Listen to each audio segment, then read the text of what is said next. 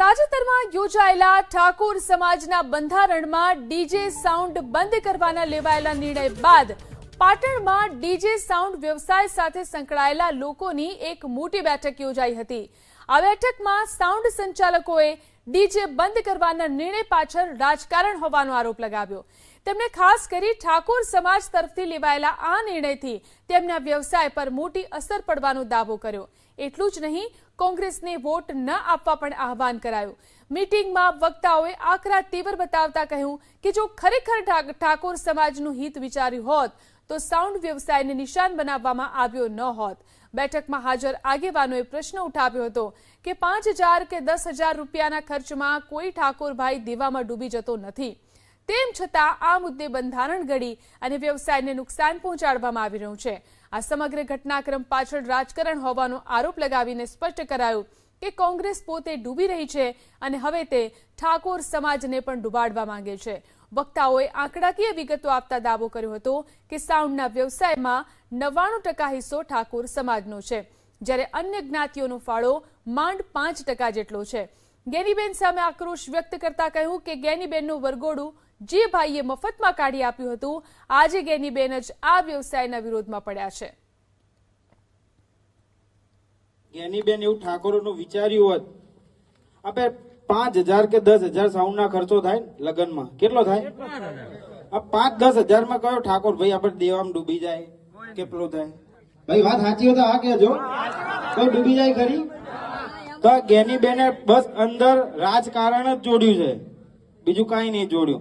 જે અમને બંધારણ કરવું હોત તો નશાબંધી છે, આ દાગીના આટલા છે, છોકરીઓના રૂપિયા રે ઠાકોરો, ખબર છે તમને?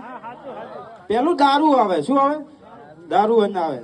જો ગેનીબેને ઠાકોરોનું વિચાર્યું તો સાઉન્ડની કોઈ બાબતની વાત ન આવત, અને કયા 5,000 10,000 માં કોઈ પણ કયા ઠાકોર ભાઈ આપણે દેવામાં ડૂબી જાય? કોઈ ડૂબી જાય ખરી? તો બસ આ રાજકારણ જ જોડેલું છે, બીજું કઈ જ નહીં। જે કાકાએ વાત કરી કે કોંગ્રેસને વોટ ન હાલવા, તો સાચી જ વાત છે। કોંગ્રેસ પહેલાથી ડૂબેલું જ છે ને, છે કે નહીં ડૂબેલું? તો એ હવે આપણને ડૂબાવવા માંગે, ઠાકોર સમાજને ડૂબાવવા માંગે છે। 99% સાઉન્ડ ઠાકોરોનું છે, આ બીજી કાસ્ટ પછી આવી।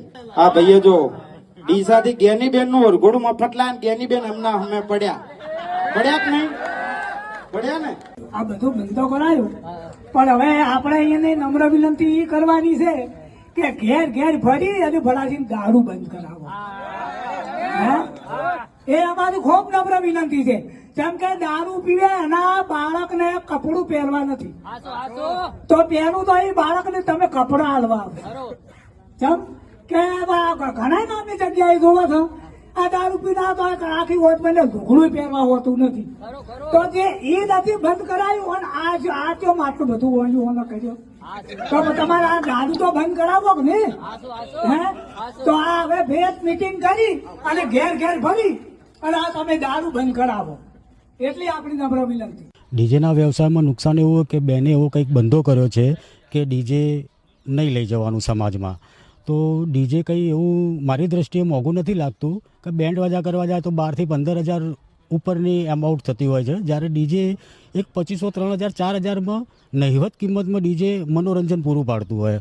એ કોઈ એવો ખર્ચો મને નહીં લાગતું કે કોઈને નડતું હોય, અને બેને એની ઉપર પ્રતિબંધ મૂક્યો છે।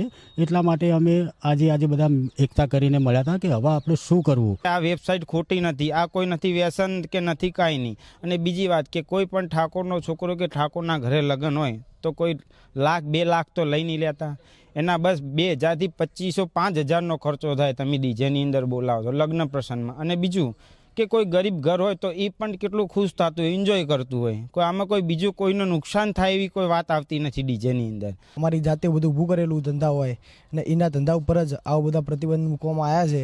અને આ જે મારી જ જે ઠાકોર સમાજ છે એમને જે આ ડીજેના ધંધા બંધ કરાયા, તો લગભગ 99% ઠાકોર સમાજના ડીજે હોય છે, ને જો મારી સમાજ ડીજે બંધ કરશે તો એવા બીજા સમાજવાળા પણ કરવાના તો છે જ। જેવો મારા સમાજે કર્યું એવું કદાચ બીજા સમાજવાળા કરશે તો અમારી સમાજ જો આવું કર્યું તો અમે હવે બીજી ક્યાં પ્રોગ્રામ કરીશું, અમે શું પ્રોગ્રામ કરીશું?